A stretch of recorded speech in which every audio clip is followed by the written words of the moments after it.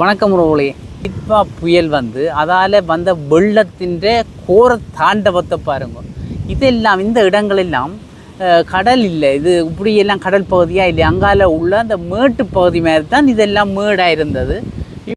டிட்வா வந்து பாருங்க ஒரு தானாக ஒரு பாதையை உருவாக்கி அங்கே நிற்கிற தண்ணி எல்லாத்தையும் வெளியில் நிற்கிற தண்ணி வாரதுக்காக ஒரு பாதையை உருவாக்கியிருக்கு. உருவாக்க தண்ட பாதையில் நிற்கிற எல்லாரையும் அடித்து சாய்ச்சிருக்கு பாருங்க, அடிச்சு கொண்டு சொல்ல பாருங்க. அங்காலே இவ எங்கள்கிட்ட இராணுவமும் இருந்திருக்குன்னா அந்த அவன் முகாம் குழாயெல்லாம் வந்து அடித்து தள்ளி இருக்குது தண்ணி. இங்கே பாருங்க தென்னை மரங்கள் எப்படி இருக்குது, 2 தென்னை மரம் அப்படியே சுழட்டி போட்டு விட்டு கிடக்குது, புதிய கிடவும் கொண்ட மாதிரி. அப்படி வெள்ளத்தின் அந்த பாருங்க கூற தாண்டவம் தான் இது. சுனாமியின் தாக்குதலை விட இந்த டிட்வான்ற தாக்குதல் பயங்கரமாக இருந்திருக்கு. டபுள் மடங்கு இல்லை ட்ரிபிள் மடங்காக இருந்திருக்கு பாருங்கள். இப்படி எல்லாம் அடித்து இதுலேயே பாதை உருவாக்கி இப்போ கடல் தண்ணி ஒரு 2 அடி மேலே உயர்ந்துன்னு சொன்னால் கடல் தண்ணி இதுக்குள்ளே வந்துடும். கடல் உயர்ந்து இந்த கடல் தண்ணி இஞ்சாலே ஆற்றுக்குள்ளே போகும். அது நான் நினைக்கிற ஒரு 5-6 மணி நேரம் போகும். என்ன ஒரு நாளைக்கு 4 தடவை ஒரு முறை பார்த்தா கடல் தண்ணி ஆற்றுக்குள்ளே போகும். பேந்து அப்படியே இந்த கடல் அமர்ந்து வத்த கடல் தண்ணி அந்த ஆற்று தண்ணியெல்லாம் கடலுக்கு போகும். ஒரு நாளைக்கு 4 முறை. அந்த நிலவு காலிக்கிற நேரங்கள் மற்றது அஸ்தமனம் படுகிற நேரங்களில் கடல் உயரும் போது தண்ணி இங்கே வரும். பேந்து அவர்கள் அந்த நிலை மாறுகிற அந்த தண்ணி கடலுக்கு போகும்.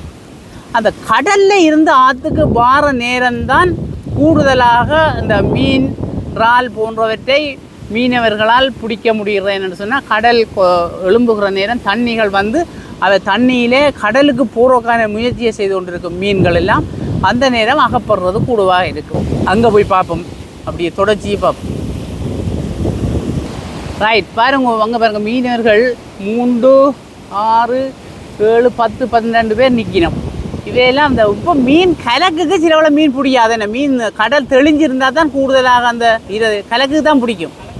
கலக்குக்கு தான் மீன் பிடிக்கும். நல்ல கலக்காக இருக்குது. கடலில் நிறத்தை பார்த்தீங்கன்னா தெரியும், இல்லாட்டி பூரணமாக நீளமாக தெரியும். இது இப்போ கடலும் இந்த ஆறும் சின்ன ஆறும் சந்திக்கிற இடம். இந்த சந்திக்கிற இடத்துல தான் வடு வெள்ளம் வைக்கிறது. வெள்ளம் என்று சொன்னால் கடல்லேருந்து தண்ணி இங்கே போகும், வடு என்று சொன்னால் இங்கிருந்து தண்ணி இங்கே பாயும். இந்த நிற்கிறவ அந்த சுற்றுலா பயணிகள் வாரவர்கள் தான் இந்த குளிர்ச்சி இதிலே அகப்பட்டவர்கள். சென்ற வருடம் நினைக்கிறேன், சென்ற வருடம் 3 பேர் இதில் அகப்பட்டு ஒருத்தர் காப்பாற்றப்பட்டு 2 பேரை இழுத்து போட்டுது. என்னென்னு சொன்னால் கடலுக்கு தண்ணி போகிற நேரம் இதில் இறங்கி இருக்க விழுந்துட்டா அப்படியே இழுத்து கொண்டு கடலுக்குள்ளே போயிடும். அங்கே போனால் அவர்களை காப்பாற்றுறது வெகு கஷ்டம். ஒருத்தரை காப்பாற்றி இராணுவ வீரர்கள் வந்து போட் எடுத்து கொண்டே அவர்களை கொண்டு வந்து ஆஸ்பத்திரியில் சேர்த்தும் அவர்களை காப்பாற்றலாம் போகிறது. இது ஒவ்வொரு வருடமும் இதை நாங்கள் சொல்லி சொல்லி சொல்லி குளிக்காதவங்க சொன்னாலும் கேட்க மாட்டார்கள், வருவார்கள், குளிப்பார்கள். இது ஒரு வேதனைக்குரிய இடம். இதெல்லாம் ஒரு ஆபத்தான ஆழமான பகுதிகள். இங்கே பாருங்கள், இது அங்கே பாருங்கள் நாயாட்டு பாலம். அந்த முதல் வீடியோவில் காட்டின நான் உங்களுக்கு அந்த பாருங்கள் இந்தியாவில் தெரிகிற நாயாட்டு பாலம், அங்கே சோமந்திரி பாலம் பாருங்கள் அப்படியே தெரியுது. அதோட கீழால் இதை ஜோதிச்சு பாருங்கள். வெள்ள நேரம் இதெல்லாம் வெள்ள காடாக இருக்கின்ற போது எப்படி இருக்கும், எல்லாம் அப்படியே கடலும் இந்த சேர்ந்து இருக்க எவ்வளோ பயமாக இருக்கும் பார்க்கின்ற போது. இதில் நடமாட்டமே இல்லாத ஒரு இடமாக அந்த நேரம் இருந்திருக்கும்.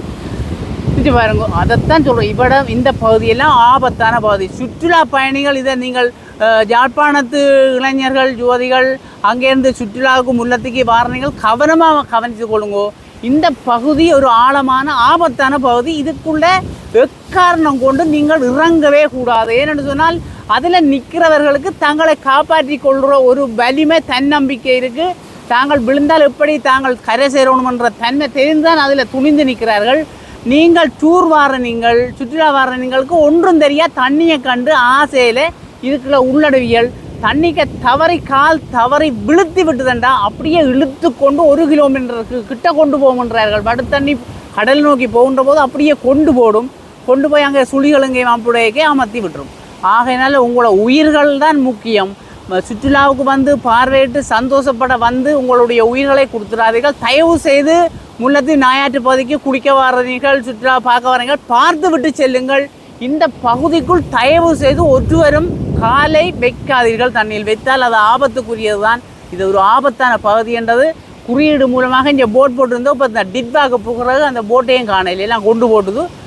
இன்னும் பிரதேச சபை போட இல்லை. அது அந்த அதிகாரிகள் உண்மையில் கவனத்தில் எடுத்து இது ஒருக்கா போட பார்க்கணும். போட்டால் தான் தெரியாத உறவுகள் வந்தால் கஷ்டம் அவர்கள்.